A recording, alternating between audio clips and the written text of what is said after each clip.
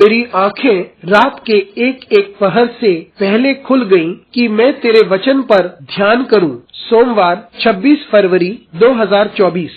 आज के मनन के लिए मैंने आप ही के लिए चुना है इब्रानियों अध्याय 10 और उसका 23वां वाक्य। और अपनी आशा के अंगीकार को दृढ़ता से थामे रहें, क्योंकि जिसने प्रतिज्ञा की है वह सच्चा है। आपका दिन आशीषित हो। जो आशा हमें मिली है उसे हम थामे रहें, बिना संकोच किए उसे हम थामे रहें। आइए इस वाक्य पर मनन करते हैं। आज की सुबह का विषय है हमारी आशा और उसकी विश्वास योग्यता। जब इब्रानियों का लेखक यीशु मसीह के बारे में बात करता है और उसके लहू के बारे में बात करता है जो यीशु मसीह ने क्रूस पर बहाया, ये उद्धार उन सभी के लिए उपलब्ध है जो यीशु मसीह के नाम पर विश्वास करता है और उस कार्य पर विश्वास करता है जो यीशु मसीह ने क्रूस पर किया, जो उद्धार का कार्य था जो यीशु मसीह ने क्रूस पे किया। और आगे बढ़कर लेखक कहता है कि जिस बात पे हमने आशा रखी है और उसका अंगीकार किया है उसे हम थामे रखें और इसमें हम ना डगमगाएं, क्योंकि हमारा विश्वास जो प्रभु पर है वो ना डगमगाए, क्योंकि परमेश्वर ने हमें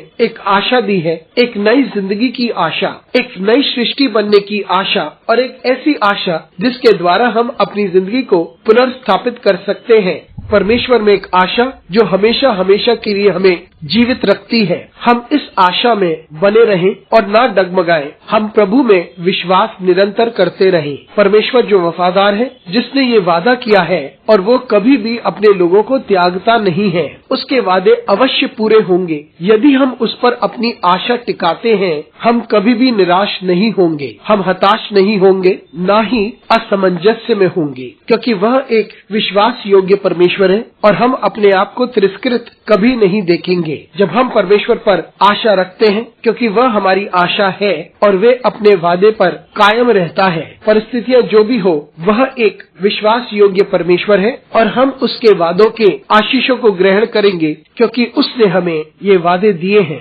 वो हमारी अगुवाई करता है और वो हमें उन वादों के पास लेकर चलता है जो उसने हमारे लिए रख छोड़े हैं। तो ये हमारे लिए कितना अद्भुत है कि हम अपनी आशा में बने रहते हैं, क्योंकि हम कभी भी निराश नहीं होंगे और ऐसा कभी नहीं होगा कि हम त्यागे जाएंगे, क्योंकि हमारी आशा हमारे परमेश्वर पर है और ये हमारे लिए एक आशीष बनी रहती है, क्योंकि वह हमारा सच्चा परमेश्वर है।